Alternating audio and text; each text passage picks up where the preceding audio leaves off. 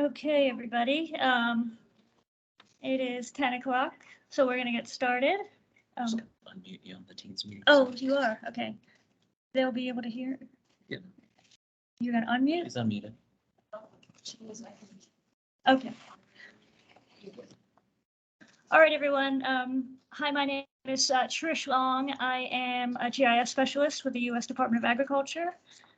Welcome to our first hybrid meeting of the New Jersey Geospatial Forum. It has been a long time since we've met in person. It's nice to see some faces in the room, and I know we have at least 40 people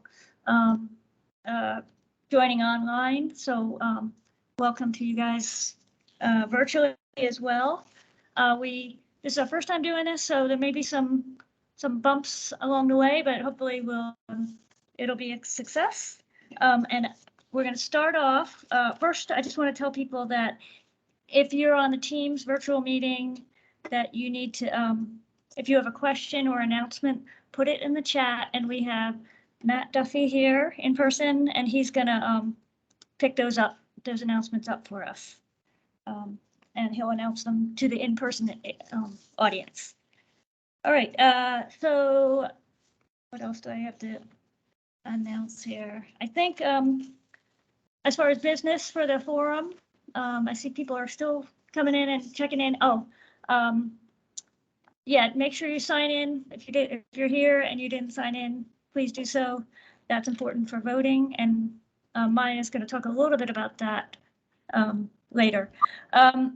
The major business of the Geospatial Forum is elections are coming up. So we have 4 positions that are open that will be up for a nomination. That includes federal, regional authority, land surveyor, and the NGO spot. So if anyone is in any of those constituency groups, let someone know so they can nominate you. And hopefully we'll have a full slate to elect. I think next month is the election. And it's a 2-year term. So we look forward to participation from anyone who's interested. That's the major business news of the forum.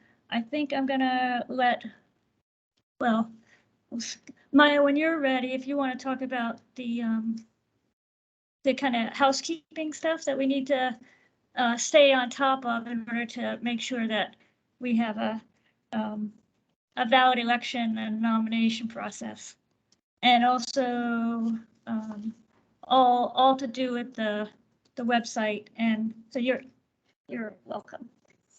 This is Maya. Oh yeah. Okay. Hi everyone. My name is Maya Thomas. I am the Solutions Team Lead at the New Jersey Office of GIS. I'm also your friendly neighborhood New Jersey Geospatial Forum Administrator. All right, so I'm going to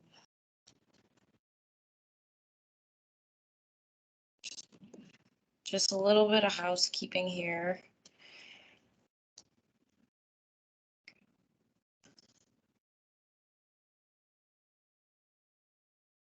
There we go. All right. Okay, so I wanted to remind everyone there are 2 ways to interact with the New Jersey Geospatial Forum, right? You're attending the meeting, that's a really big part of it. When we talk about signing in and making sure to sign up on our website, this is for am I not sharing? Oh, I'm sorry. What am I doing wrong? Oh, I'm so sorry.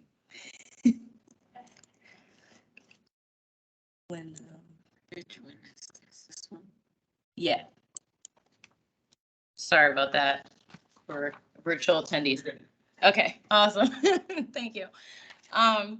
So signing up on our website is really, really important because that's how you participate in task forces, and that's how we track your meeting attendance, which is important for elections, right? Trish just mentioned elections. And we use your participation in general meetings as well as task force meetings to determine your eligibility for being nominated to the executive committee and voting in the election. So everything here is self-serve. You use the links here on the homepage of the New Jersey Geospatial Forum website. That's nj.gov/njgf. And you'll see here there are the register sign up links and the update information links. So when you're doing this, it's really important to make sure that your task force choices and your constituency group choices are up to date. So if you want to update your existing information, you would click on the update information link. And to sign up and update your information in our system, it's all like confirmed through a series of email prompts. You may have experienced this with other websites that have membership. It's just like, hey, you make this change and you have to click a link and then email to confirm. Now, if you have switched jobs, retired, or otherwise no longer have access to your email, please contact us, because that's something we have to do behind the scenes. And you contact us at njgf@oit.nj.gov. Additional information about forum membership benefits can be found on the website under the Get Involved link. And you can see that here, so you can peruse that when you like. The other thing I wanted to mention, we also have a listserv for the New Jersey Geospatial Forum. This is also self-serve. So when you can go here on our website under About Us and then email listserv, and it gives you all the directions. It gives you what it's about, and you would send your commands to the major domo server so that you can participate or leave it. Here, this is where you would get announcements for anything related to New Jersey Geospatial Forum, as well as announcements from our office, New Jersey Office of GIS. And as well as a platform for a space, right, for general New Jersey GIS community discussions or jobs that are posted there and whatnot. All right, so that is the Geospatial Forum. Since I'm up here, I'm gonna switch hats back to the New Jersey Office of GIS for a little public service announcement. So a few years ago, we worked really hard to revamp the engine platform, the New Jersey Geospatial Information Network. We redid our website, as well as we now host all of our geospatial data, or most of it, on the engine open data, right, which is on ArcGIS Online using ArcGIS Hub. So if you are looking for authoritative statewide geospatial content, please visit the New Jersey Geographic Information Network website and Engine Open Data. Okay, so to get to the Engine website, it's njgin.nj.gov. And then this blue box here is how you can access Engine Open Data, right? And this is where you can search for content on topics for, across New Jersey. We have various partners, right? It's not just state. We also have counties. We have, various commissions and regional authorities in here. Lots of great stuff, right? I will say, though, that our elevation data and our imagery, all of our remotely sensed data, that is found on the Engine website. And so you see here under Enterprise Data, this is how you would access a lot of these data sets. Like we have each of these, like parcels, roads, those all link to things on open data, but elevation, base maps, that's also included, imagery. We have directions for accessing those things here, and we have that stuff hosted on AWS, and you use the AWS command line interface to download that information. We also have apps that apps for certain collection years or products where you can, hit a tile, like you have the web map and you can select specific tiles and then there'll be links to download those tiles. Now to add here, the things I mentioned, the Engine website and the and Engine Open Data, those are all indexed on Google. So a simple Google search of what you're looking for will work. Please do not email us asking us, where can I find parcels or 2019 imagery, when the information is presented on either one of these platforms that we work really hard to provide for you. And we also really encourage you to read the metadata that we work so hard to document to answer questions about the data, like the currency or the source of the information, the extent, etc. Now, what we do want you to email us about is if you are a publisher of authoritative content and you feel like, hey, this would be really great for the New Jersey geospatial community and you want to get it added, that's when we want you to email us, please. Or if you feel like something's missing, like, hey, I know about this thing, why isn't this there? Please email us. And so you can email us at njgin, @oit.nj.gov. And that pretty much wraps up my housekeeping and public service announcements. Thank you, everyone. All right, I'm supposed to, okay, I have to like switch it back. Right? Yeah, please, thanks. All right, so it's back to.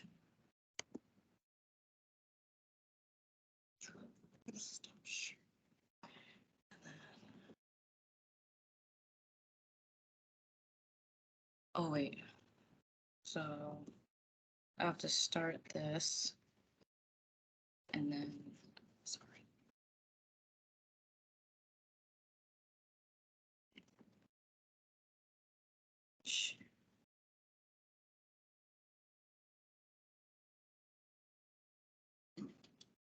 Okay. Yep. I think we're good. I'm just gonna move the, awesome. All right, and you're good. Okay. All right, thanks, Maya, for that update. I just want to say we have, I think, Deepa, did you say 60 people? 65. 65 people online. Looks like we have about maybe 50 people in the room, so not bad attendance today. And please do sign in. You get credit for attending so that you can vote and participate in the future. Next up is our constituency group updates and task force reports. I didn't actually get any task force updates, but I'm gonna open it up now for anyone on any task forces to, if you have any announcements. All right, I do know, I'm pretty sure the Public Works Utilities Task Force is active, but I haven't gotten a report from them. Trails, Tanya told me she had no report. And the geodetic, I'm not sure what they're up to, but we'll check in with them before next meeting. Brian, did you want to talk now about elevation task force? That's okay. Morning, everyone. Let's see. I don't know if you can see me on the video. Forward and push that up a little bit. Height disparity at the podium here. Yeah, they're seeing you, and we can't go off, can we? We might be stuck. All right. Well, yeah, here. So, morning, everybody. My name's Brian Embley. Thanks, Ankit. Such an innovator. My name's Brian Embley. I'm the GIO for the state of New Jersey, State Office of GIS. So I have a number of announcements. I guess since we were talking about task forces, let me talk about the Elevation Task Force first, right? So Elevation Task Force has been around for a long time. Not really a task force as defined by Geospatial Forum, right? It was two state folks and our USGS representative that really drove that effort around elevation data acquisition and sharing of that data, which largely would go through my office. We would share it on the Engine website, right? So with Roger Barlow retiring, right, and his replacement, Eliza's here. Thanks for coming up, Eliza. He liked to use that because he was an estate person. He liked to use that as a means to communicate. So we kind of figured, well, Roger retired. Doug Schleifer also retired, who was the second of three people who really ran that task force. So we decided, do we keep the task force? It's not really an active thing for the whole community. It's more of a state thing, coordinating with our federal partners. We decided to dissolve that task force. We're still doing the same work. It's still DEP. It's still John Tarosky, our who's our technical lead, and then Angela Witcher and myself will help out with coordinating the actual work of ladder acquisition and then sharing. We'll do that through some of our state agency bodies. Like for those of you not state government, we do have a GIS coordinators roundtable for state agency leads. So we have those mechanisms to coordinate. And the funding largely comes from, the funding all comes from state agencies and our federal partners, right? So it makes sense. So there's no more elevation task force as a thing.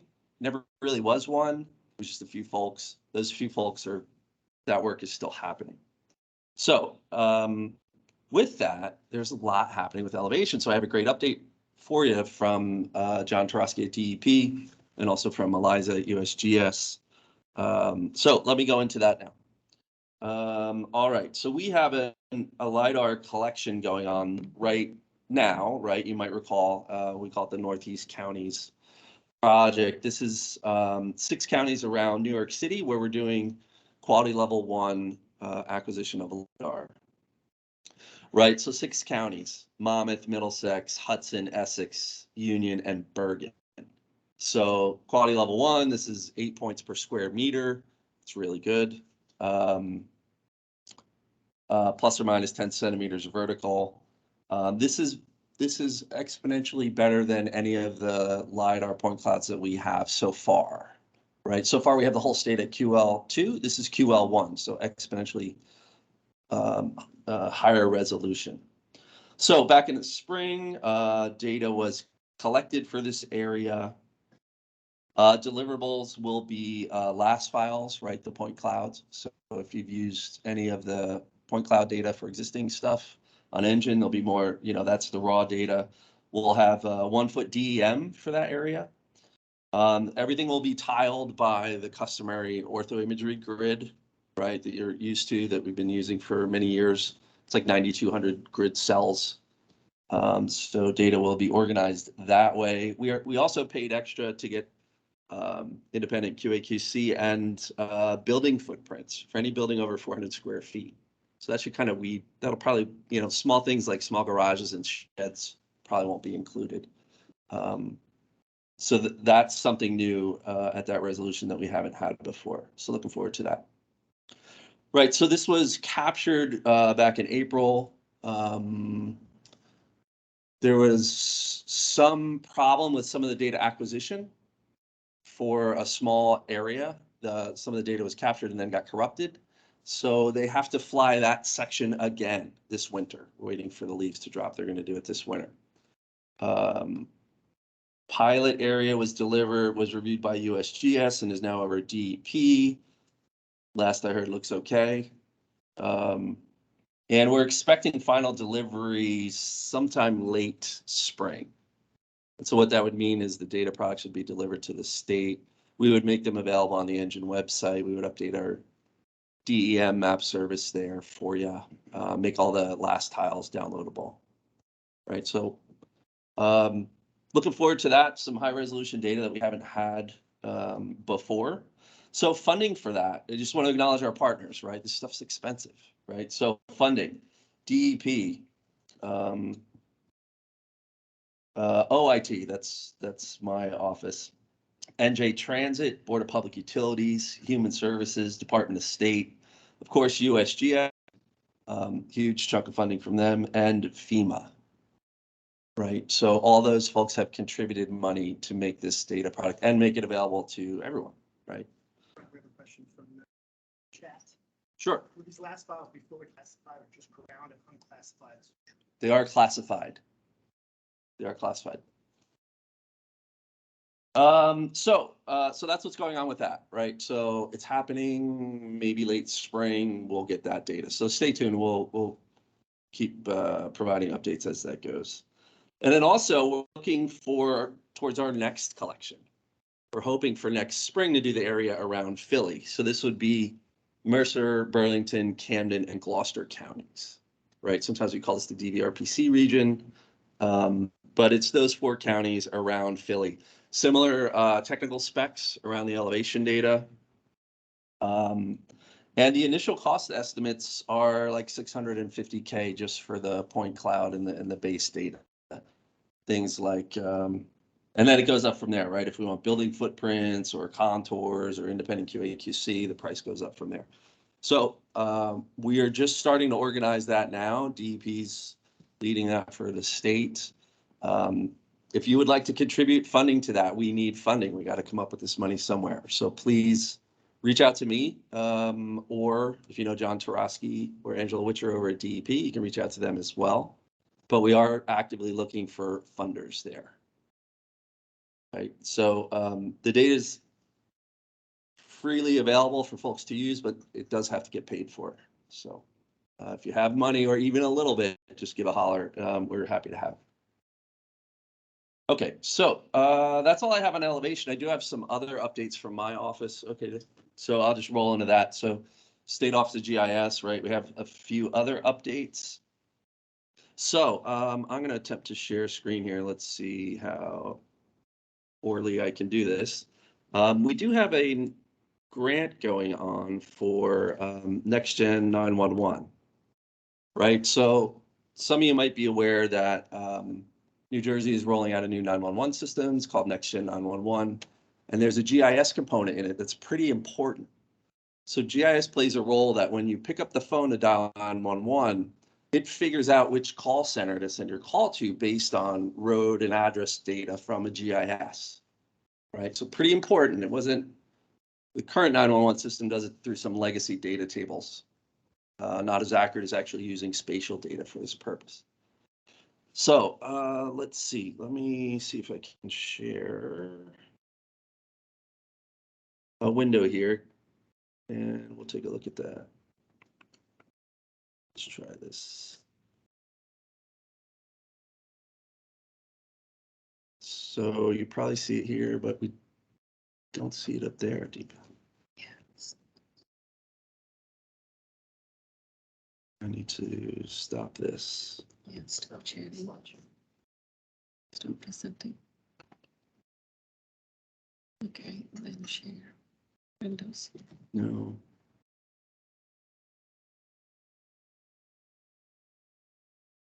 Sorry, guys, we're fumbling a little with the Teams versus what's shown on Windows.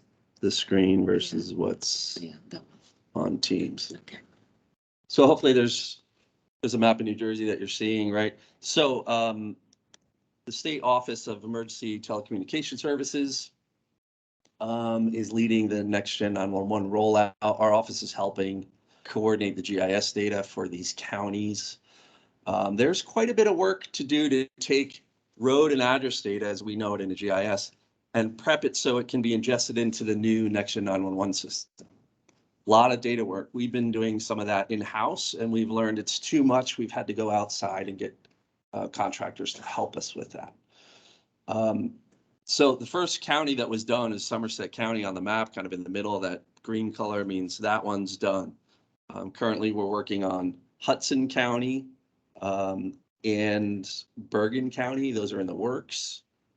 And then there's also work starting in Camden and Gloucester counties, and then the orange ones. Sussex, we're going to start soon. Essex and Hunterdon are a little bit later in the schedule, early next year. So there's a grant from our office, sorry, not the Office of GIS, but the Office of Emergency Telecommunication Services, where county 911 coordinators can apply for grant funds to help pay for this work. Right, most counties don't have a huge GIS staff. Some, and they may or may not be talking to your NextGen or to your 911 coordinators. But if you're a GIS person in a county, I urge you to talk to your 911 coordinator in your county and say, hey, there's a grant where we can apply for money to hire a consultant to help you crunch your GIS data and prep it and get it ready for next gen 111. We awarded, this is the second year of the grant, we awarded money to 4 counties last year. And I would like to at least get that many, if not more, this year. The grant was emailed out directly to the 911 coordinators in every county and large city, so they should have it. It's not something that I can really post publicly. It's targeted to that audience, the only ones who can apply. So there's a lot of money there, though. Please apply for it and use it so that we can get this work done for your county. Any questions, please reach out to me. We do have a question in the chat. That sounds about right. Yeah. Thanks, Cam. Deadline for submittal is, what was it, November 17th, so a little over a month. I'm sorry? So I should tell folks in the chat to reach out to you directly. It says, how can other counties participate in this collaboration? Can we receive a link with information towards the grant? So email me and I'll make sure the grant gets sent out. It's not public. It's not posted publicly because it's just aimed towards the 911 coordinators. Okay. But there is a grant application document. And it has been sent out to all the 911 coordinators at the county level. So it should be there. It's just hopefully counties are paying attention and realize, yeah, I can use this for GIS work.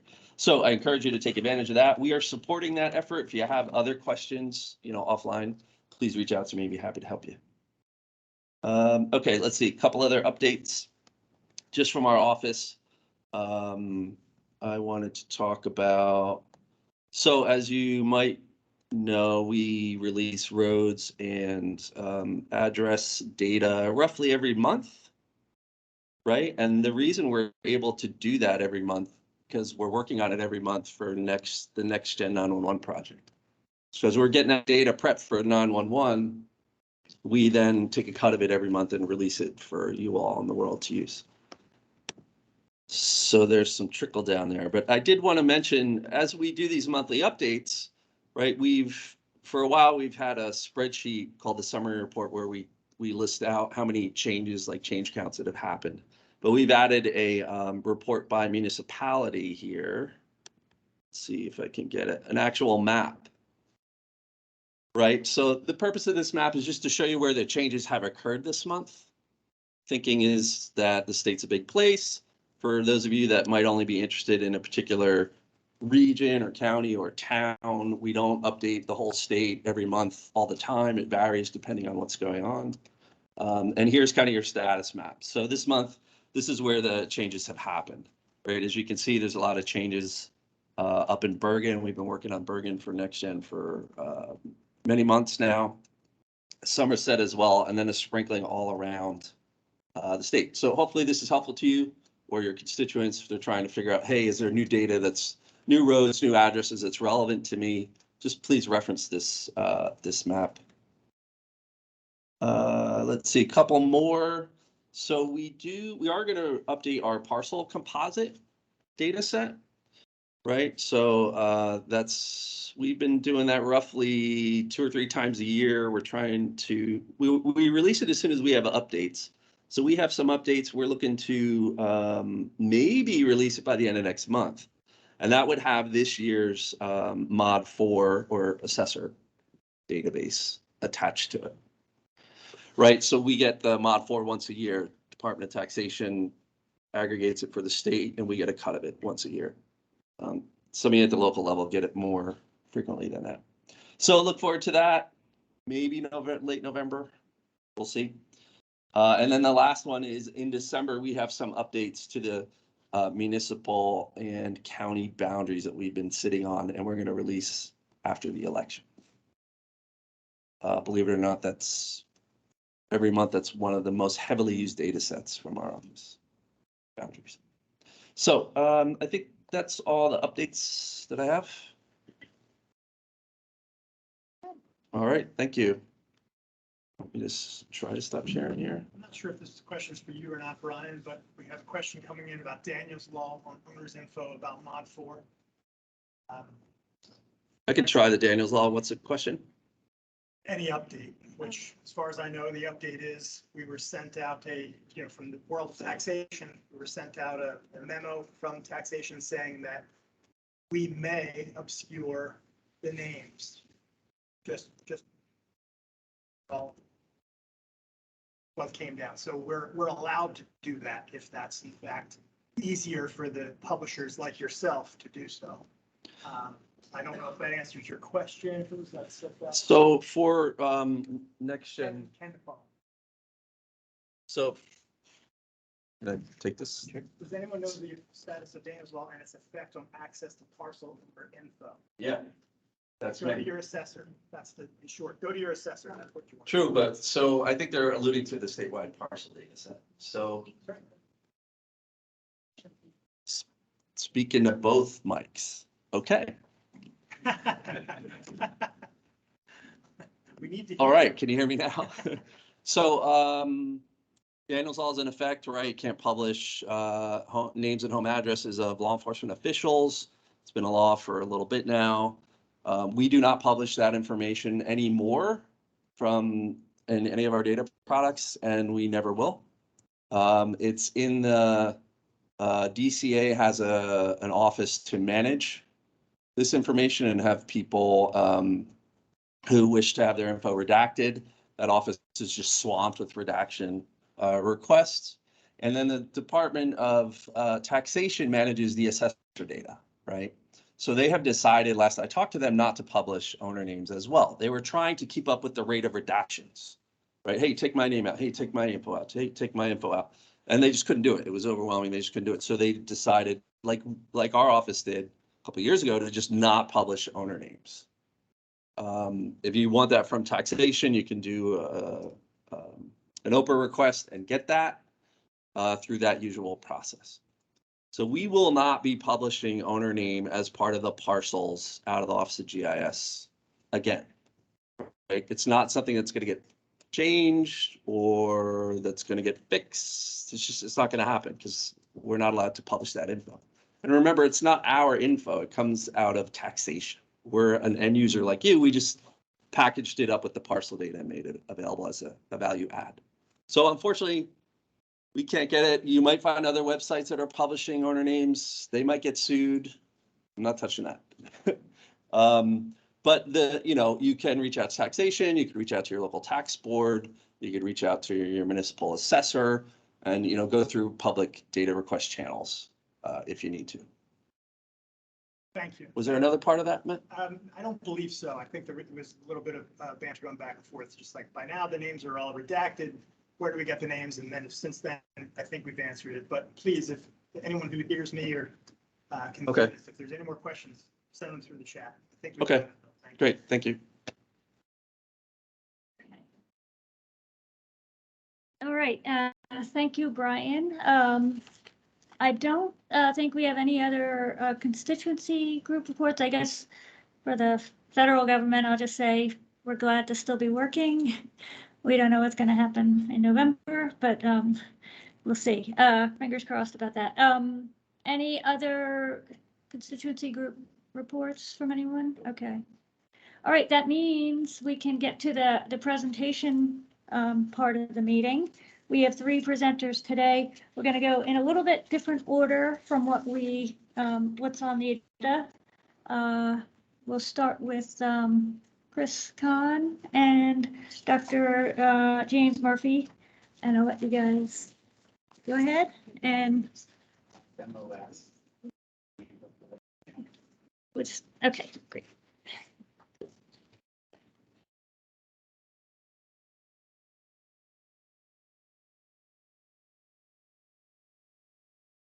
So while we're waiting, I have a question come in from Jocelyn Vanderacker. I hope I pronounced this it you? correctly.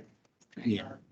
Is there an update on the 2020 LULC? So I'll click this link at the end. Anyone Will here that know open that? it up, or will we Yeah. have to switch something?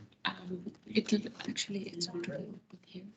This is the first tab, right? Is he So there? what we have to do is, Frederick?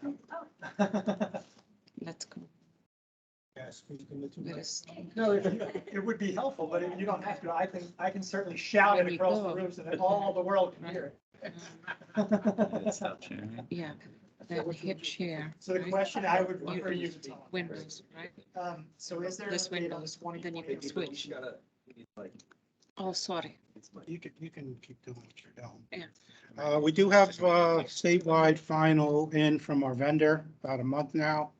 We're putting it out piecemeal on the download by Huck Eights. That's how we process it.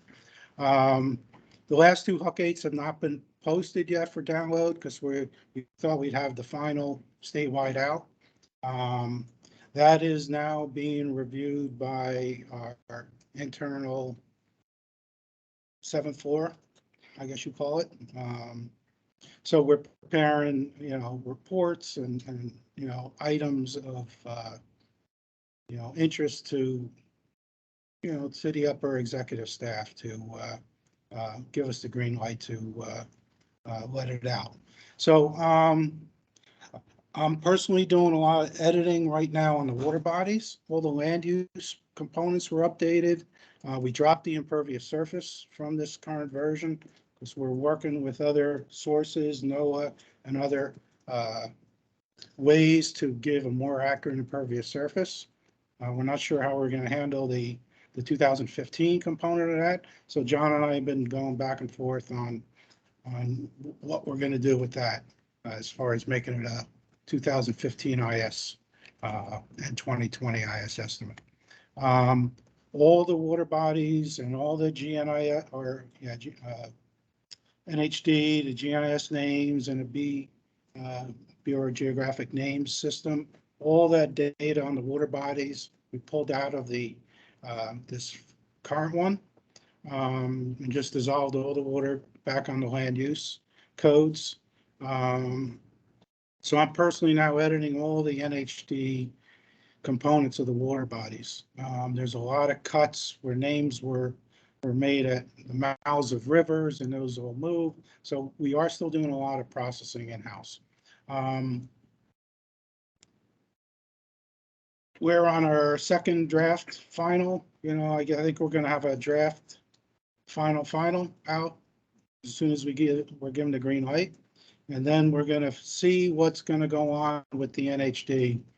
All the attributes are changing in NHD. I'm maintaining the old schema and structure from the GNIS IDs and the water body and the F codes and all that stuff. So that's kind of where we're at. I'm hoping within a month we'll have that draft final out. So it's just sitting there. It's on the servers. We just need to answer some questions on it. So, okay. Any day now is usually what I say. Thanks, Greg. Okay. Are you able to see me online? I can. I know, good. Great. Well, thank you for having me. My name's Chris Kahn. I'm founder of Alpha RTK, and I'm here with Dr. James Murphy from Rutgers today to talk about high precision multispectral GIS. So we'll be talking about some of the Rutgers farms and utilizing high accuracy GIS and doing some automation with some multispectral drones.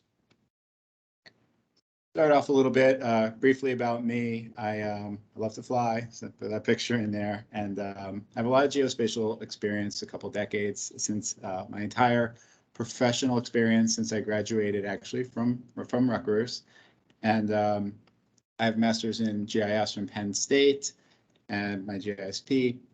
And I really like to do projects that are sort of, I'm sure everybody does, that are interesting, that combine flying and geography and sort of interesting problems, very often around architectural engineering construction.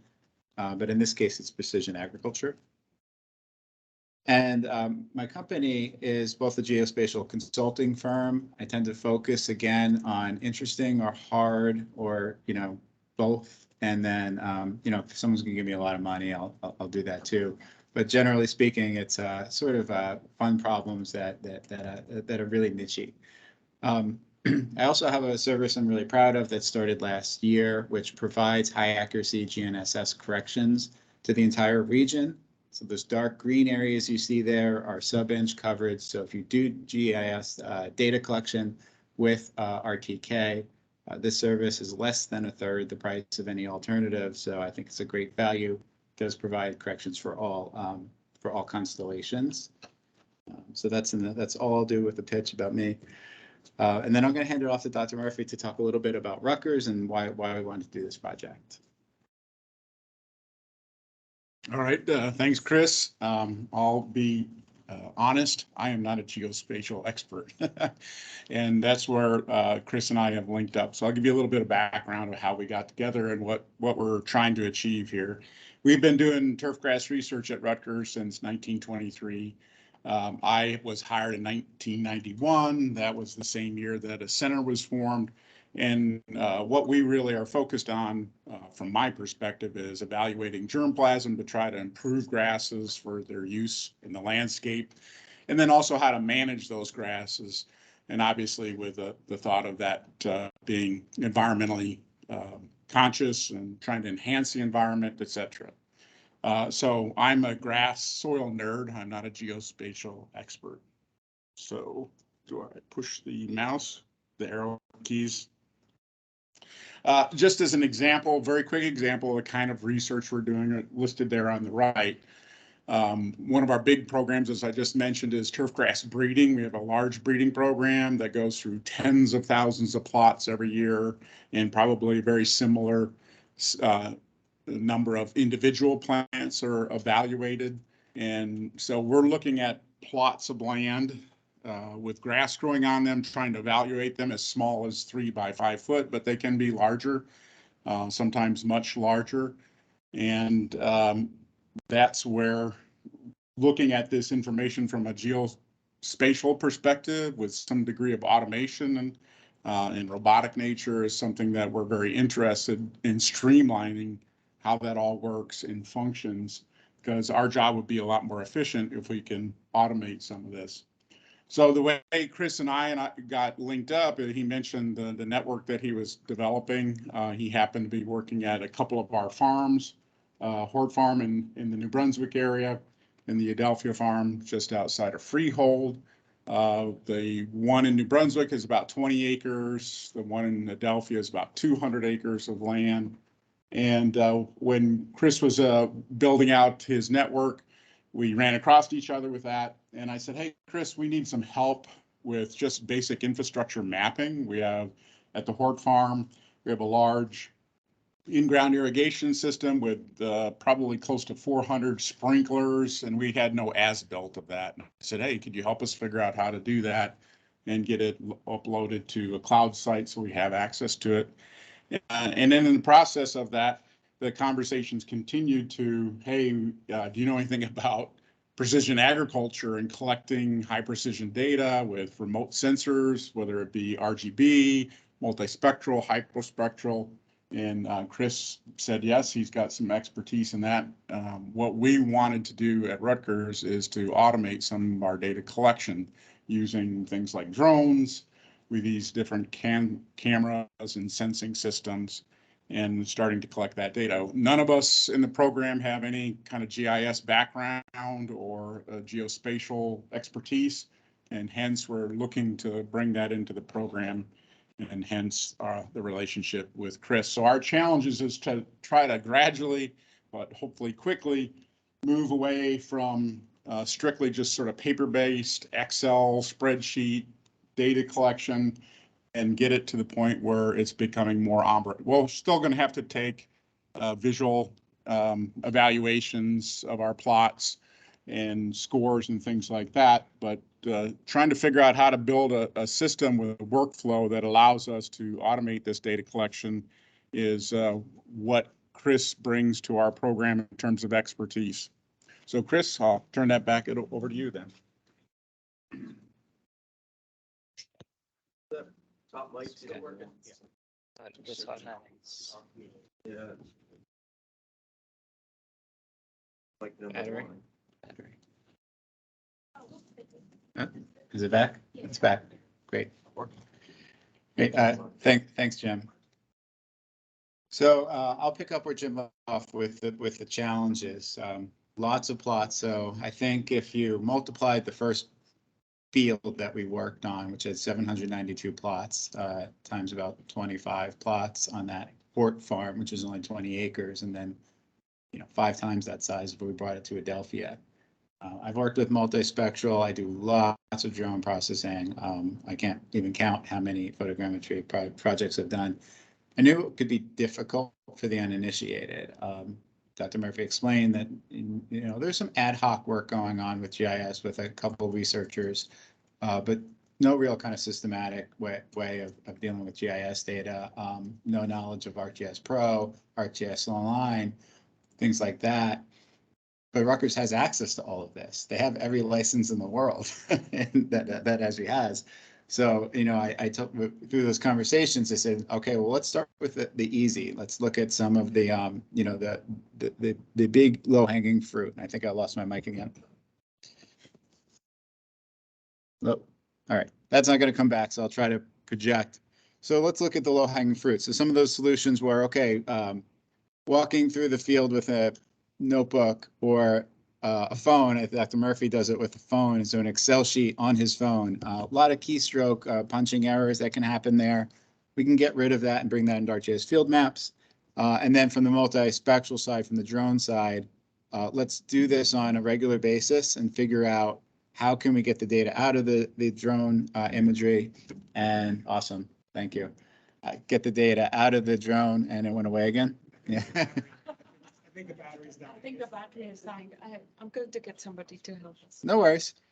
Yeah, so how can we get that drone data out and use it in a way that's effective and easy? So I'll talk about the technology a bit. There's really kind of 2 major pieces, or maybe 3 major pieces of the technology. One, the question that came in, Sure. I think is going to coincide with what you're about to talk about. Was hyperspectral imagery a consideration for this project, or was it not necessary for this type of project? Hyperspectral imagery, was hyperspectral imagery necessary for this project or considered? We spoke about it, and there is some hyperspectral work going on at the university on these same fields. For this project, no, it's trying to get the farm staff to take what they're already collecting by hand. So for example, they're using a multispectral NDVI meter, spot meter, and take that manual data collection and automate it, and then enhance it a bit with things that are easy, because we needed the uninitiated group to GIS, to drones, to high precision work, and to this type of automation. So I wanted to bring in a few low hanging fruit that they can get used to flying the drones, all get their Part 107 and used to the data workflows, and then expand into adding other indices from there. Okay, so the drone we chose for that reason, let's make it easy, because some of this stuff is pretty wonky. That drone that came out last year from DJI made a few enhancements that made this really easy.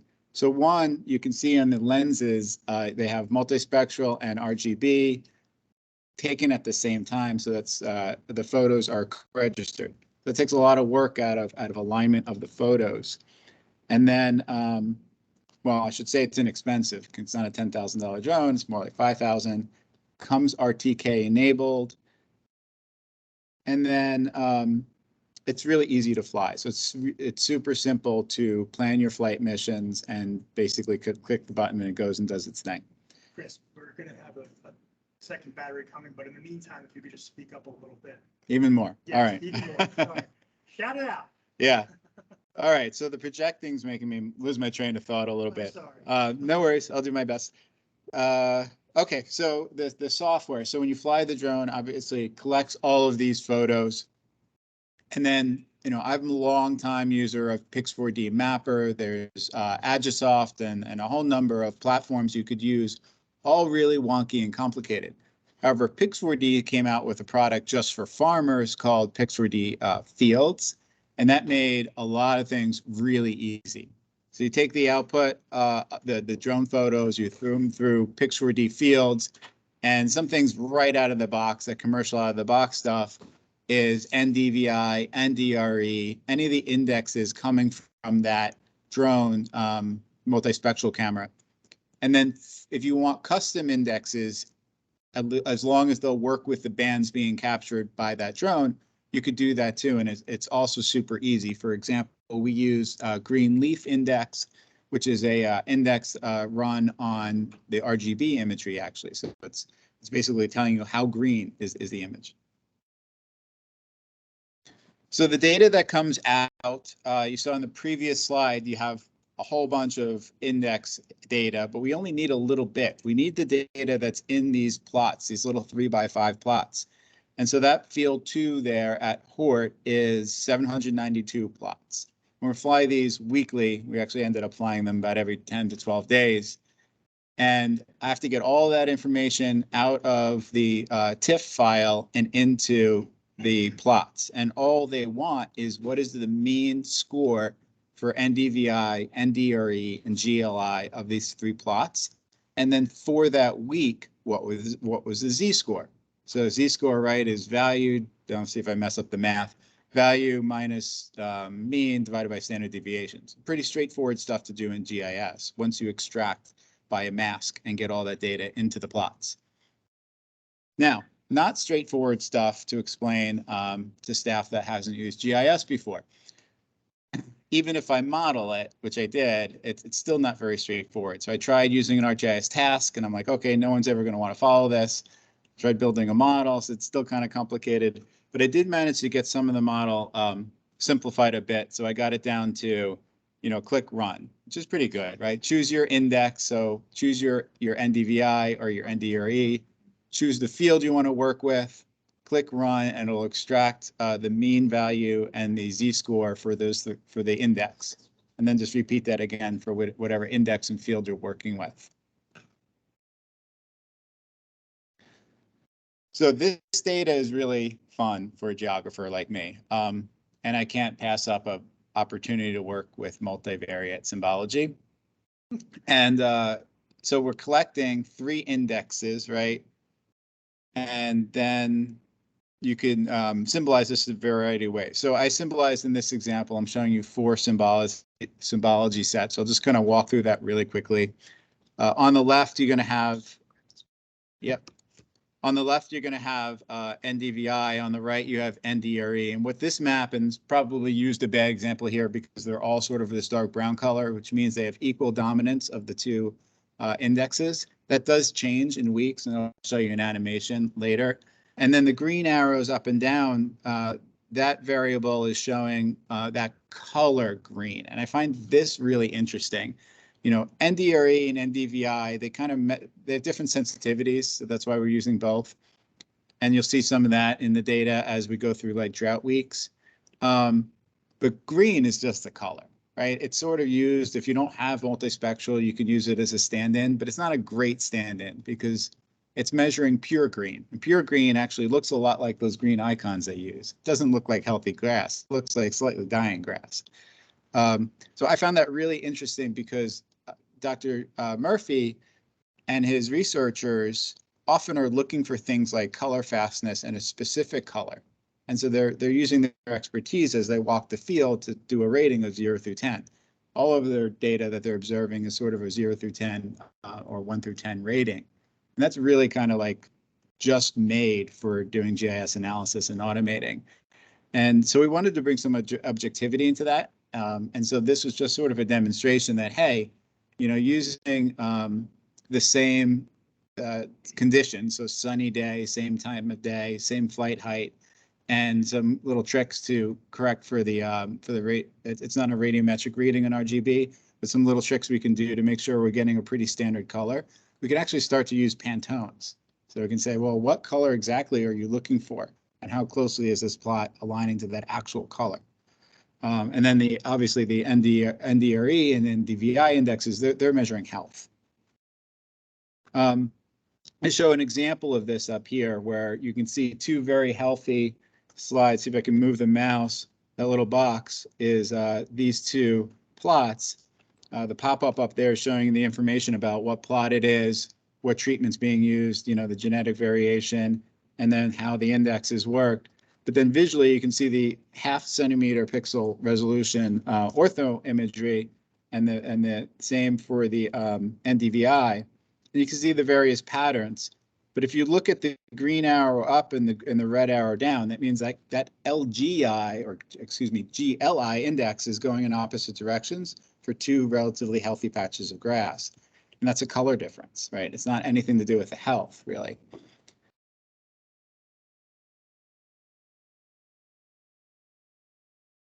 So staying with this, and this is as complicated I get, and then I'm going to start walking back into more fun stuff and less nerdy stuff. Spatial autocorrelation, and I'll just put a disclaimer out there. I'm getting out of my comfort zone with, I'm not a spatial statistics expert, but I did want to take the opportunity to show Dr. Murphy that some of the other things they're measuring, which is sort of like this idea of clustering or evenness, can be spatial autocorrelation can measure that more objectively than what they're doing now, which is looking at it and giving it a rating. So we can actually measure that this R-score of how clustered the different values are in the NDVI. So I'm showing you ortho image there, but it's actually measuring the clustering of the NDVI. And the one on the right, you know, intuitively to us looks more clustered than the one on the left. It is, but we can measure that with an R value. And a lot of the plots look a lot more hard to tell the difference. Now I'm going to begin my journey of rolling back into more fun stuff here. So in ArcGIS Pro, I love the switch to ArcGIS Pro. I'm a convert from ArcMap. I still use ArcMap for some things, but I'm mostly in Pro now. And the charting tools are really cool. So on the fly, I mean, most of this data is coming out and it's going to like statistical packages like R. But while you're in there, you can really do some quick analysis. And that particular field has 3 repetitions, 3 reps. So we can look at things like over the course of the season, how was the mean value of each rep? How did it do? And so you can see rep 1 hits, you know, they all hit this unhealthy period in the middle of the summer, but they do behave differently. And then one of them recovers pretty well, but then dies off more at the end. So interesting ways to look at the data. We can get a bit more granular and look at the individual plots. And then ArcGIS Pro is going to let you split by a variety of ways. So we're looking up at the top left there. We can see all the plots. We can click on any of them. Obviously in ArcGIS Pro, it'll highlight in the map for us. If we want to do some data exploration in a spatial way, right in the chart. I found that a lot of fun to do. And then this one is actually looking at those 3 indexes. So we have green on the left, NDRE in the middle, and NDVI on the right. And you could really see how ineffective just looking at color is for health, because if you look at the ranges, they're pretty normal as they go across. And yes, when we had that drought month in the middle of the summer, it contracted and you had outliers, but then it sort of snapped back to normal. That didn't happen with NDVI and NDRE. There's more variation in there, and I'm outside my expertise again with this. I don't know how to interpret this, but there are differences I can notice. For example, right before the drought week, there's a lot of outliers that are healthy in NDRE. However, it's the opposite in NDVI. And that was happening as we went into sort of like a drought period. So the indexes are indicating something different, and that could be like early warning. So flying drones on golf courses, and you want to get ahead with irrigation or treatment, something like that. Which index is giving you that indication before you can actually observe the plant starting to die? Fieldwork flow. So this screenshot up at the top is showing actually Dr. Murphy's field observations that he punches into his Android phone, an Excel sheet. And so we converted that over into our ArcGIS field map so that when you're standing on the plot, you click the plot you're on, and all the tables are related to that plot. So I considered this an inspection workflow, though I watched the way they do these observations, and it's an inspection workflow. So let's set this up with related tables, and we're going to inspect it as we go. You can click add on your phone, and it'll add a form. We can use conditional values, but I don't think they have any conditional values, but a lot of value in putting those menu drop downs in there, you know, date pickers, things like that. Take a photo if you want to and attach it. So that's streamlined a lot of things. Now this is going to animate, then I'm going to pop into a demo. I want to ask how I'm doing on time. I think you're well. We have an hour left. Oh, for me? No. Oh. Total, so- Okay, no, I won't be another hour. I'm gonna kind of wrap up and with a demonstration, show you all some of this data in a dashboard. I got 10 minutes? Terrific. Let's see if I can pause this.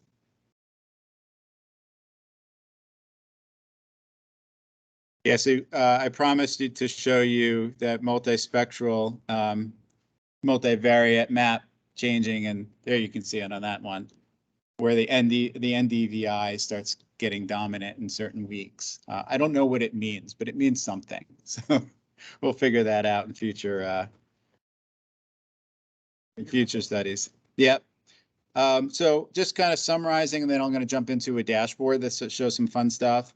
We wanted to, deploy a simple, scalable, multispectral workflow that's easy. I trained the farm staff to be able to fly this drone really quickly. I think the second week, it had been a week since I had been there. They had never touched a drone before. I handed it to them. I didn't say a word, and they just went and they remembered to connect on to the internet, to connect to the RTK, they configured everything correctly, and they were off and running. And I was just talking with Dr. Murphy while the farm staff was doing their thing.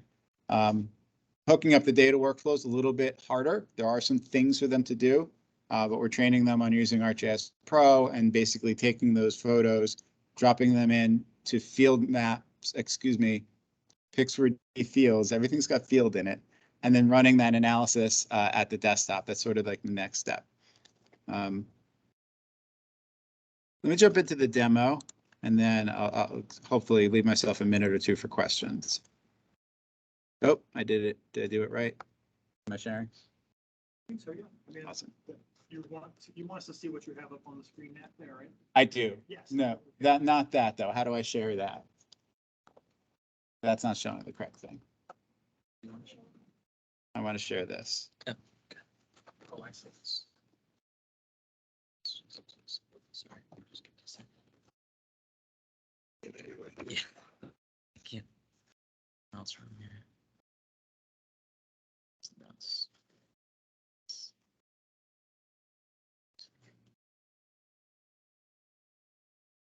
Oh, I had to share in Teams, Yep. right? Yeah. Almost there.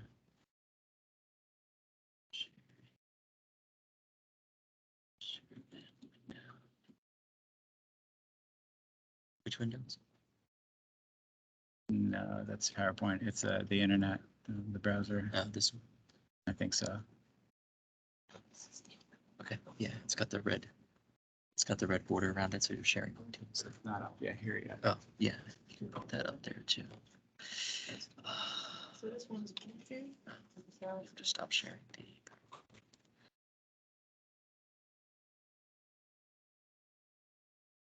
Just stop button on this guy. Show them. Remember how to switch it? Sorry. How to switch so I can show the internet page up there? Yeah, here. You go start sharing. Sorry, just sharing. Just close that out for me. I can't see the mouse. There you go. Okay. There, now it should show up. This one. Awesome. Yep. Yeah, but we have to share. He's sharing. Yep. This is share. Yep. Okay. That worked so well, we're gonna ask you to whisper. I don't know how long. Yeah, it's gonna be really, I don't know if there's a. All right. volume. Awesome. Okay. I'm gonna settle down now. And that battery's. Thanks. Okay. Okay, so Okay. everyone in the room can see an ArcGIS dashboard. Your chest. So Oh, now we gotta move this. Tip We got just my logo? the screen Perfect. back. There you go. Hey, you go. Okay, Thank you, Chris. no worries. Just my love. All right, don't have a lot of room to move my mouse around here, so I'm gonna kind of squiggle it. Terrific. So this is just one field, and we wanted to be able to visualize. One of the deliverables was a way to download the tables that of all this data collection. So for completely non-GIS people, how can we visualize what we're seeing in the field throughout the course of the season.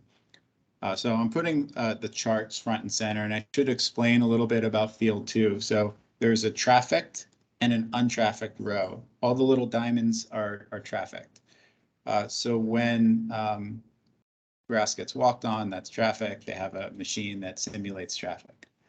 And you're going to get different values. So the extraction and the mean calculations and standard deviations, those are done separately. And then we put them together so that we can't compare traffic versus non-traffic in the same data set. So they're split up in the charts there, and it's neat to really see all these plots and how they do through the course of the season. And the traffic is up top, and as you would imagine, traffic is not going to do as well in drought situations. So it really takes a dive, and you can really see how the plot lines are closer together. They're a lot more similar. You have a lot more variation, particularly on the low index values on the non-trafficked. So dashboards, ArcGIS dashboards are perfect for this kind of data. So if I want to quickly look at a plot, I can just click one and I'll just kind of run through some of these tools, and it's going to, bring me down to this plot down here. And I'll bring up the pop-up and I can click it and see some quick information about what rep it is, what repetition, is it trafficked or not, what its entry was, its treatment, and I can hover over to see the actual index scores in NDVI and NDRE and in green. And I also put the Z-scores in here too. So just some quick information, and you can click through the weeks to see how it did each week in the pop-up. So really fast, easy way to see the data. I'm going to take off that plot ID and then come over to entry, which I think makes it even a little bit more interesting. So of course we can look in the Excel table and see the NDVI and NDRE values for entry, but it's a lot more effective to understand this data when you're looking at it on a map. So if I want to compare a few different entries, I can just click a few more, and my chart's going to change and my map is going to change interactively. I'm going to reset all of these, come over to rep just to show you again. This is kind of a boring one, but to show you that the same information, so the same, Dr. Murphy, correct me if I get this wrong, but the same treatments and genetic variations is happening 3 times. Okay, and they definitely don't behave the same way, these 3. So you see a big switch in the season of the ND. Now these NDVI values are tiny, right? So when you're looking at the chart, it's like from 0.3 to 0.4, and the variation is not a lot, but you can definitely see it in the data. And then again, for treatment, which is, I'm out of my wheelhouse. Again, I apologize. What's the difference between entry and treatment? And then I'll repeat it. The treatment is just the combination of 2 factors, traffic and the entry. Okay. So information that's obviously very important to the researchers, you can visually see. Again, we have the traffic rows. So probably more often you're going to put the traffic or filter on and then look at the information just in isolation, I'm guessing. And then you can look at over time. So let's take a look at how the field did over time. So I'm symbolizing these using a way to symbolize it so that the colors are based on the first week. And so you can begin to see a change after week 1 in rep 2. Great. And then it continues, and it sort of moves around the field. So the point here is that you can use ArcGIS dashboards to kind of visualize this really easily. And I only have a little bit of time, so quickly I'll switch over to the tabular view. And it's the same deal where you can select the table and start looking at a single plot. And let me reset the time filter.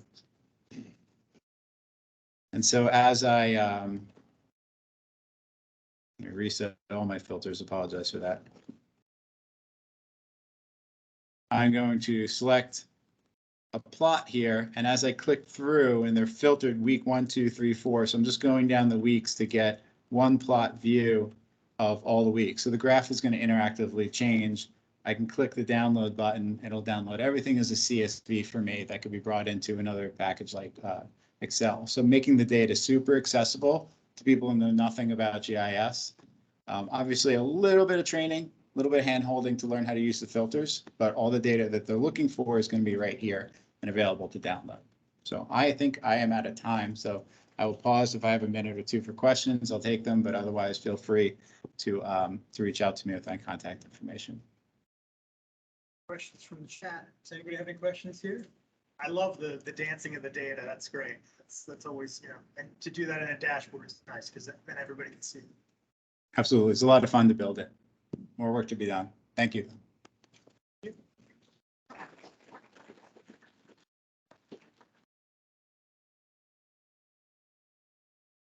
All right, thanks, Chris.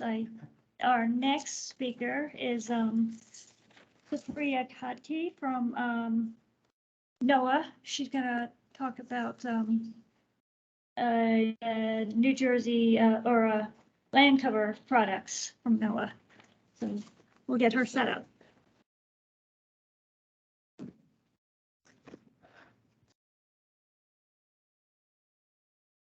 Comment for you, Chris.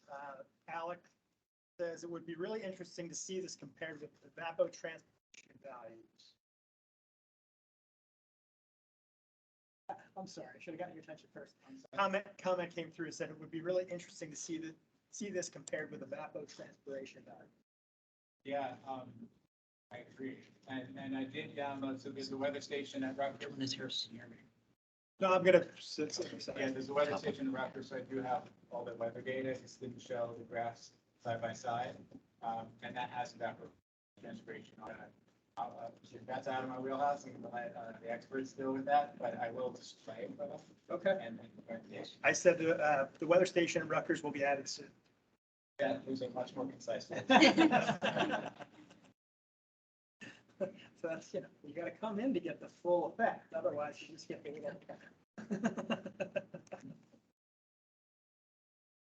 I guess I don't have to move it too much. I'm pretty short, so you can see my face. I actually can't see you at all. You You- are set to be, but I can see your screen, so, you know. It's up Do to you you. want to show your face? I don't know. I guess at Sorry, the the camera's- camera. Yeah, just hit the camera. Microphone. Sorry. So tight.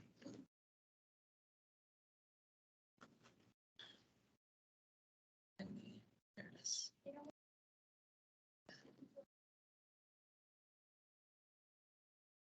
You're on. They have it like.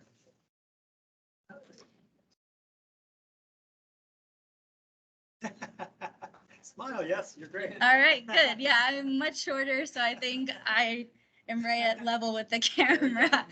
Good. Hi, everyone. My name is Supriya Kudge. I'm with NOAA's Office for Coastal Management. I'm their geospatial coordinator for the Mid-Atlantic, and what that means is I provide geospatial support to our coastal programs, partners in the region, all the way from Virginia up to New York, which includes New Jersey. I'm going to be talking about my office's new product, high resolution land cover product that we're producing, and New Jersey is included in that project.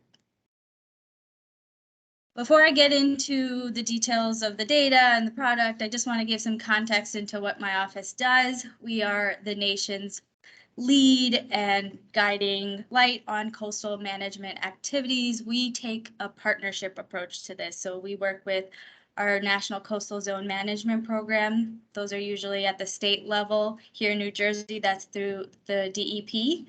We work with the National Estuarine Research Reserve. Those are usually academic affiliated. Here in New Jersey, that's associated with Rutgers University. And we also work with our Coral Reef Conservation Program and our Digital Coast. And what the Digital Coast is, it's a website where we have data and decision support tools. You need to do something? Sorry. No. You're trying to show us. You're trying to show us the screen, correct? No, that one, Are you trying to show us that? the one? presentation.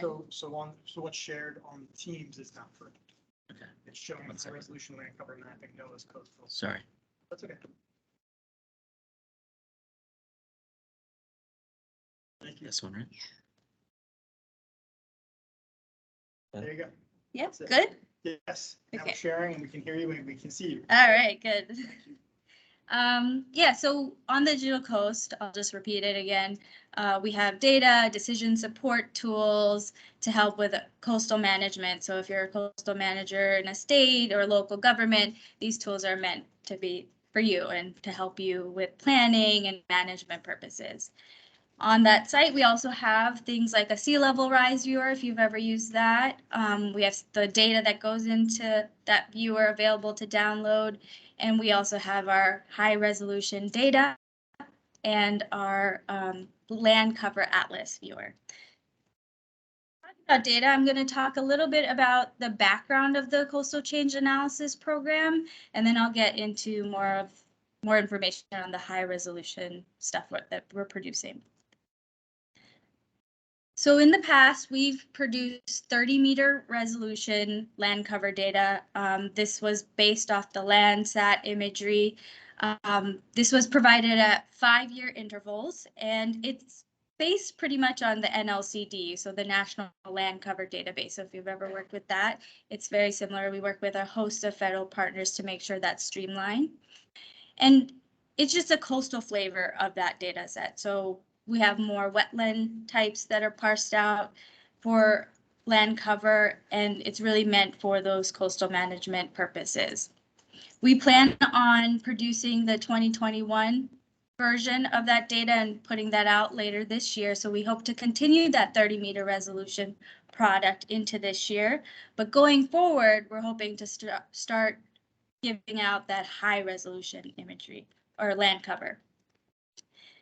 And what that means is it'll be a 1-meter resolution land cover data set, and that's based off of the USDA's NAEP imagery.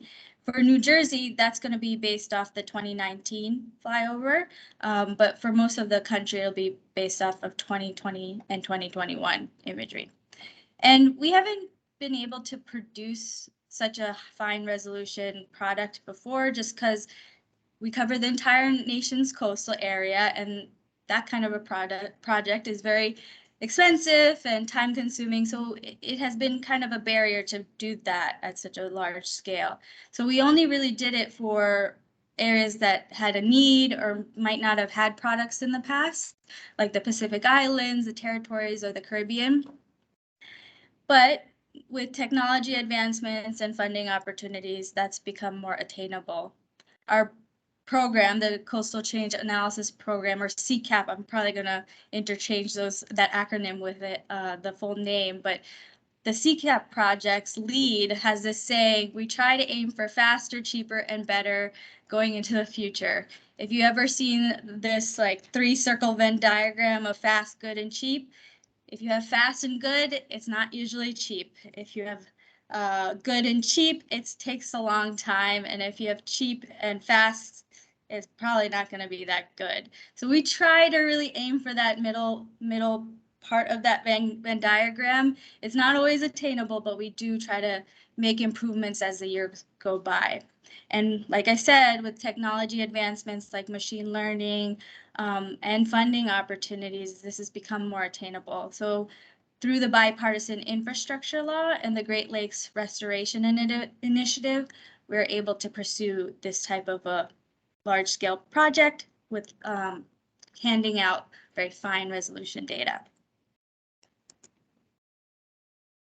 And I'll show you some comparisons between our traditional data set and the new 1-meter product that we're developing. On the left-hand side, you'll see the 30-meter. In the middle is a representation of our CCAP schema. So remember, it's that coastal flavor of land cover. And then on the right is a blow up of that red circle of the 1-meter resolution product. And at a regional scale, on the left-hand side, you get a pretty good representation of the landscape. This data was really good for that type of a scale project, right? Regional scale, but it didn't really do much once you got to a local level. But once you move to the right-hand side, you start to see a lot more detail. And so this opens up a whole host of applications that this data can be applied for at a national scale. And here's another comparison of the two. On the left is the 30-meter, on the right is the 1-meter. You can really start to see those major roads even neighborhoods and sidewalks, once you start to have this fine resolution data. And again, like I said, this opens up a lot more projects that this data can be applied for. And I'll talk about that a little bit later on in the presentation. So like I said, this is a very big project. So how are we going to be handing out this data? We have broken it up into 2 phases. The first phase is we are completing impervious canopy and water cover, and that will be produced first, and then we'll be moving into building that data out into our full CCAP land cover schema. So here's an example of the impervious canopy and water cover products that we're hoping to release. We want to get the contiguous US or the CONUS done by the end of this month. We're slow, like Craig was mentioning, it takes a while to get this data out there. So we're starting to roll out some of this data for the different states. New Jersey is up right now for, I believe, canopy and water. And we're hoping to get the impervious out later this month, but I'll share the links on where to get that data later on. Yeah. Is this all of coastal New Jersey or all of New Jersey? All of New Jersey, because all of New Jersey is pretty much coastal. Thanks. And we're hoping to get other parts of the country like Alaska and the Caribbean out later this year too. It's a rolling basis, and we're doing our best to put them out for full download at the state level, and even trying to get them into our viewers where you can select areas of interest and download that. Here's a summary of our entire project. In the dark blue are the areas, those coastal areas that we are mapping through this project. And in the light blue is where states have opted to buy into having these products mapped for the entire state. So not just their coastal region, but the entire state. So they have it at that extent. And in the dark gray is where we have partners that are doing similar efforts to what we're doing. And we don't want to duplicate that. So we will be rolling their products into our full land cover schema once they're done.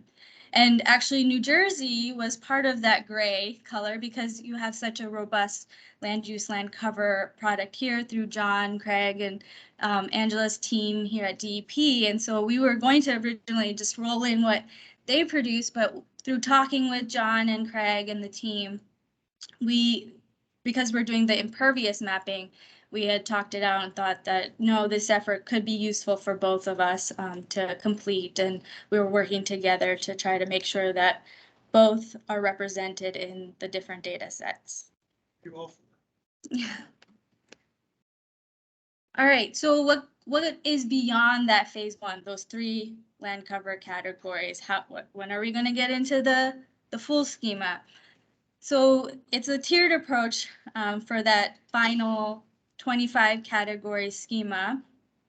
Right now, we're working on a pilot area in Tampa, Florida. We've actually finished that and crosswalked the impervious canopy and water cover into the full CCAP schema. And we have a few other places like Houston and Maine that we're going to try to complete by the end of the year.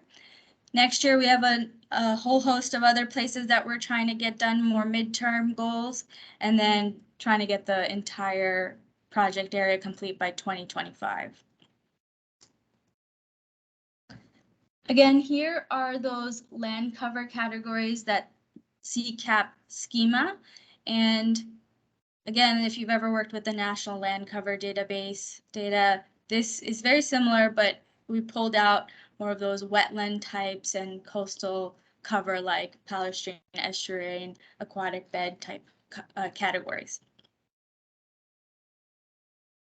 Like I said, we completed Tampa, Florida recently, and here's just a sneak peek of that product with our schema. And you can really start to see, you know, the major roads and neighborhoods here. These are things that we didn't have with that 30-meter resolution. And here's another example. I will point out that we have included in this land cover product a category called impervious under canopy, and that's in that lime green. And this was one of the ways that we could be able to show the impervious surfaces that are found, under tree cover, to give a more accurate representation of where impervious actually is. And yeah, you can see the neighborhoods. You can see if you look at one of the neighborhoods, you can even get as detailed as seeing some of the sidewalks and driveways. So this type of data, this detailed data, is really applicable to a whole host of more projects. I know in New Jersey, you've had that robust program, the land use land cover program, so you probably are really familiar with the types of applications that this data can be used for, but there's some places in the country that haven't had this type of data before, and so it's really opening it up and at a national standardized scale. But I'll just go over some of the ways this could be applied just to get the ideas mulled over. One idea, there's a whole list of things, but I'll talk a little bit about urban heat island and tree planting as a suggestion. Having that canopy and impervious could really be helpful to pair with other types of data like temperature or socioeconomic and demographic data to really understand heat island effect, equity issues, and future tree planting projects. Another way this data could be applied is for climate change, resilience, and adaptation projects. Like I said, we have a lot more wetland cover and coastal flavor in our schema. And so you can use that data to understand effects of sea level rise or planning purposes to understand marsh migration, and use this data for future planning efforts in your areas. And finally, I just want to share some buy-up options. Like I said, I showed in the national map picture there, some states have opted to create this data for the entire state, not just the coastal area. For New Jersey, that's not really applicable because we're doing the entire state. But there's some other options available, like having the full schema sooner. That, I showed the midterm goals of having some cities and areas completed faster, like by next year. That's an option. Another option is getting more detailed developed features. So the impervious surface really encompasses a lot. It encompasses roads, driveways, buildings, etc. And if states want that pulled out to have those details for state projects where they see a need, that's also an option. And same goes for natural features. And here are some of those important links. Like I said, and I can't remember, I just checked yesterday, we do have the New Jersey downloads up and available. So we have a variety of ways you can access and download this data. If you want the entire state, I'd say go with the first link, the bulk download for the state. There'll be the 3 products for impervious, water, and canopy cover. And if you don't want the entire state, we're hoping to eventually, once we have the downloads ready, get them into one of our user-friendly web interfaces called the Data Access Viewer. And this is where you can draw a little box or area of interest and get a subset of the entire state's data. We also, at our office, provide web services for a lot of our data. So if you have an application and you want to consume this data in that application, we try to provide that. And we're not quite there yet with this data. We still are working through some of the planning on how we're planning to serve these data out as services. But once we have all the downloads complete for the entire country, we plan on building out those web services and having them available, and they will be at that link.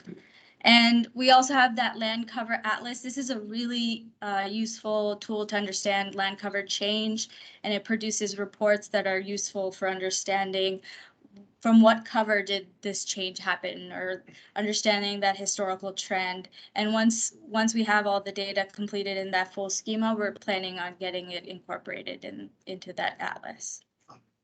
Thanks. So I'm actually going to wrap up there. So here is my contact information. Like I said, I'm the geospatial coordinator for the state and our Office for Coastal Management. This role, my role, was only established last year, so I'm pretty new to meeting everybody and starting to establish those relationships.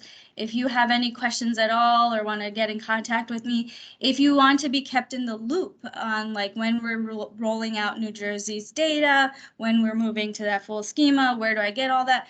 Feel free to contact me and I'll keep you on my radar and send you updates. If you have detailed questions on like the methodology for classification and things like that, you can also reach out to Nate Harold. He's our lead. He's the guy that who has that motto, faster, cheaper, better. He can be contacted for any questions on the program.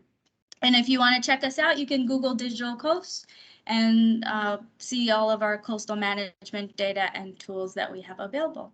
So with that, I'll take any questions or, yeah, thank you. No question. All right, thanks, Supriya. Interesting comparison between the scale you're working at and the scale that Rutgers and Chris is working at. But also good to know. I want to let everyone know that the presentations will be available on the Geospatial Forum website if you want to look at those later. And our final speaker today is Diedrich Blumen-Morellis, a student from Monmouth University. I just want to say that he put a proposal in for our lightning talks last June, and we couldn't fit him in, so we invited him to speak today. And welcome. Thank you. Thank you. We'll have to Yeah, please. Thank you. Counting for height. Yeah, I have to move it a little bit.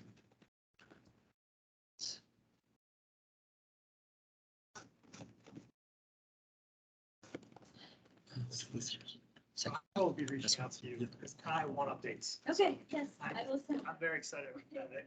Great, great examples. I like the way they resolve. It's nice.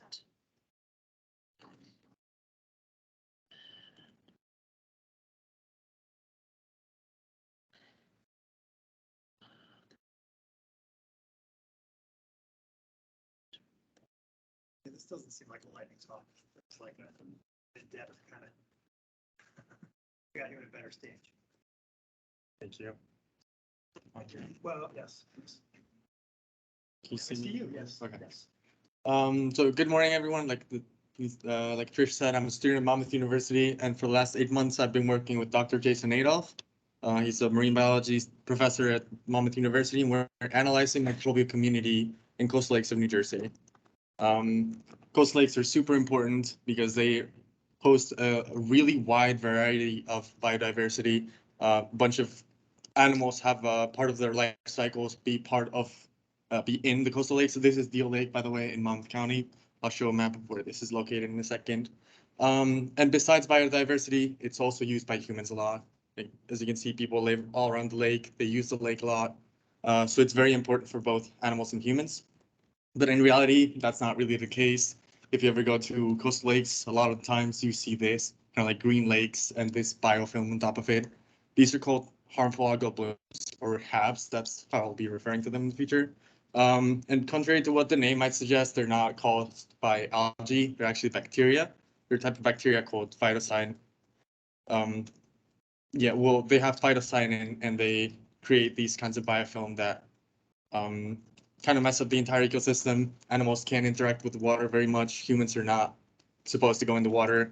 And with certain type of blooms, you're not even supposed to like eat things that come off of it or get near it because you'll get lots of health issues. We also noticed that these blooms are not like year round. They're not always there.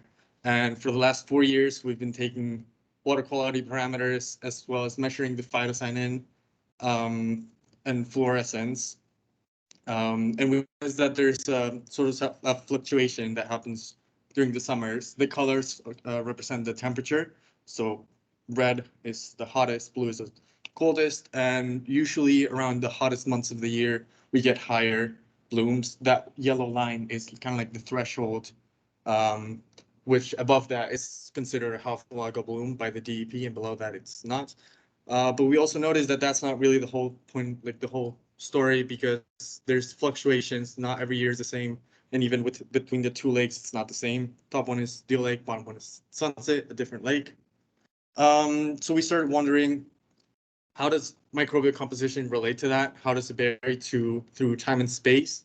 And how that relates to the type and presence of HABs.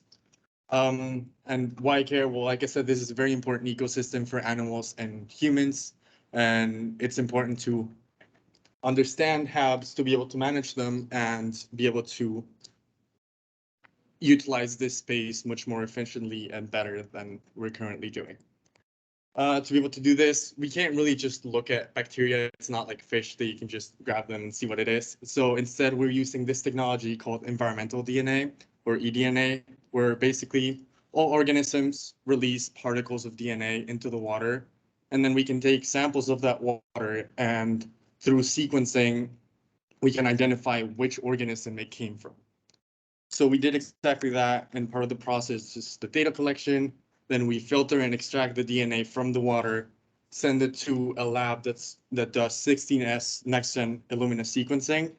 Then we get back a bunch of information from all the reads, all the DNA strands that they found, and then using a bioinformatic program called Data2 that uses metabarcoding, that's basically just using the DNA sequence as a barcode and going into a database and finding out what organism it came from.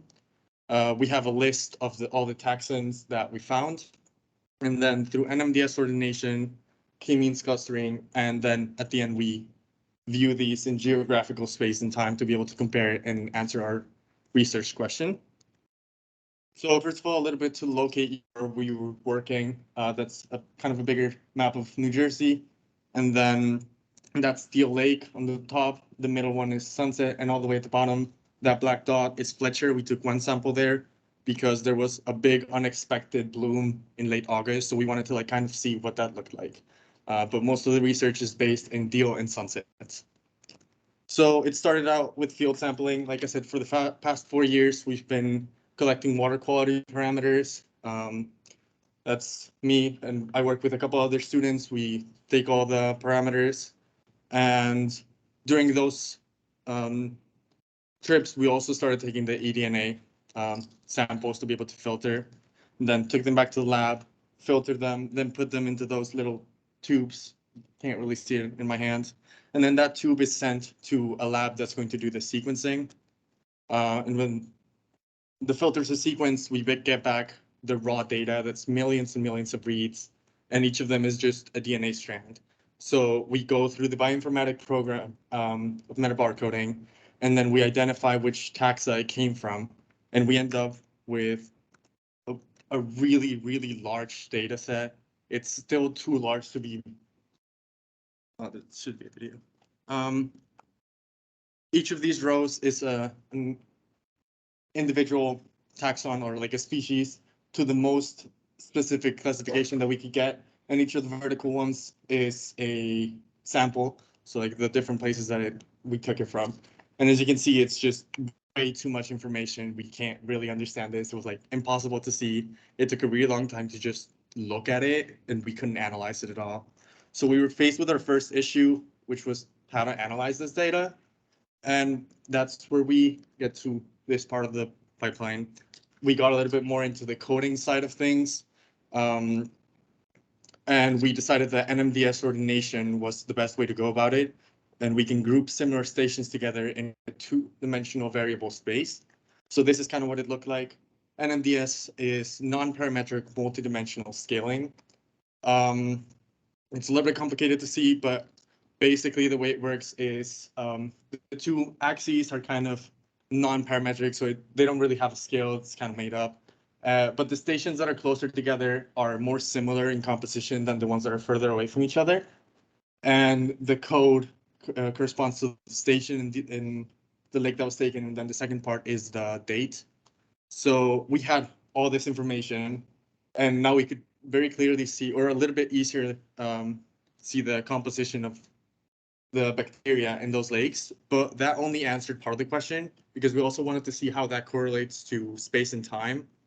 And that's when we ran into the second issue, because each of these points is assigned 2 parameters, which is the x-axis and y-axes, the NMDS1 and NMDS2. And that was our second issue. How do we map this? Because if we have more than one parameter, it gets kind of difficult. So my first idea was using one of the parameters is color and the other one is size. And we could kind of see a little bit, but it was very complicated because, like I said, it's non-parametric. So the grid lines are kind of made up. So we can't look at it this way because we can have something that looks very different in this way, but it's actually really similar composition. So that was kind of our first mistake. We tried around with a couple of other things. We couldn't get it to work. So I approached our GIS professor at Monmouth University and went up to him with like this problem. We don't know what to do. And he kind of like, me and Jason are not really too much into coding. We're kind of learning together. So he kind of laughed at us and told us that we should use k-means clustering because it's something that he learned really early on. And the way it works, it's also a little bit more complicated. It's a brute force machine learning code that just basically, when you have an ordination like you have on the left, you can create groupings by you assign how many groupings you want. And then through brute forcing, it goes through every single random point and tries to create the best clusters to be able to separate them by different groups. And first we had to know how many groups we wanted to have in our data. So we used this graph where the x-axis is the number of clusters that we could do, and the y-axis is the total within sum of square, just basically the variance within the cluster. So if we have one cluster, it plots it in the middle, and the standard deviation or the variance is really large because it goes all over the place. And the more clusters you add, the variation decreases a little bit, and we wanted to get the optimal number of clusters where we get less variance, because at a certain point it kind of becomes horizontal, and that's not really adding much if we add more plots. So we decided that 5 was the optimal because it kept still dropping, and after that it becomes kind of horizontal. So we ran that code with our data, and we ended up with these 5 groups. And this was a lot easier to see because each group that has a color basically means that it has a very similar composition. And we can group them together and say that they're basically the same, even though there might be some variations. So that way we reduced the parameters into a single one, which is the cluster number. And then we were finally able to map it in a way that was understandable. So our data ranges from fall of 2021 to summer of 2022, and we grouped it by months.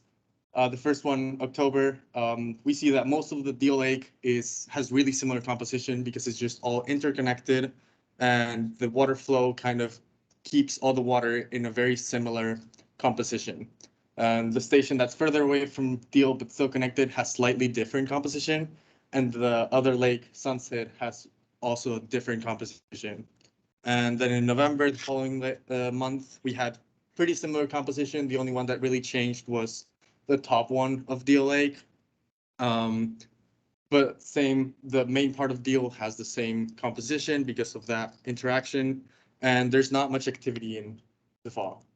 Then in June, we started to see more changes where we added another station that's by the ocean. There's an outflow that connects to the ocean, and that has very similar composition as well, but it's different than what it used to be in the fall. Same with Sunset. The composition changed a little bit, but it was also different from Deal Lake because they're not connected. Then in July, we see another big change, but again, the composition within the lake is very similar. And the further away doesn't seem to be changing much, but that's probably because of different reasons. And then August was one of the most interesting in my opinion, because we finally see a difference in between the Deal Lake. And we know that the red points in Deal Lake were blooming at this point. Sunset was also blooming, and Fletcher had one of the biggest blooms we've seen in the last 4 years. And we saw that all 4 of them had very different compositions. And also what's worth noting is that Fletcher, when blooming, had the same composition as Sunset did when not blooming. So we also saw that the composition is not necessarily the only thing that's related to the blooms, but it is related to the type of bloom and how we can manage it. So here's also a QR code if you want to visit. We have a web page that where you can open this and look at it yourself. There's a little bit of information as well. And that it was the analysis of the space of how that changes. And then we also wanted to know how it changes in time. So on the left side, we have the fall of 2021. The right side, we have the summer of 2022. And we see that in the fall, there's not really many changes because it's not very active. Like you saw in the first couple of slides, when the temperature is colder, there isn't that much activity. So the composition is very similar within each other. But once you get into the summer, that the water starts getting a little bit warmer, they become very active and they start changing. Some bacteria start growing more and some start like dying off. So the composition completely changes and it becomes very active and some of them start blooming. So this was the beginning of a very important project that we've been working because 16S metabarcoding of eDNA in lakes has been done inland before, but it has never been done in coastal lakes. And they're a very important part of the ecosystem, and we need to understand better how HABs can harm or affect the environment.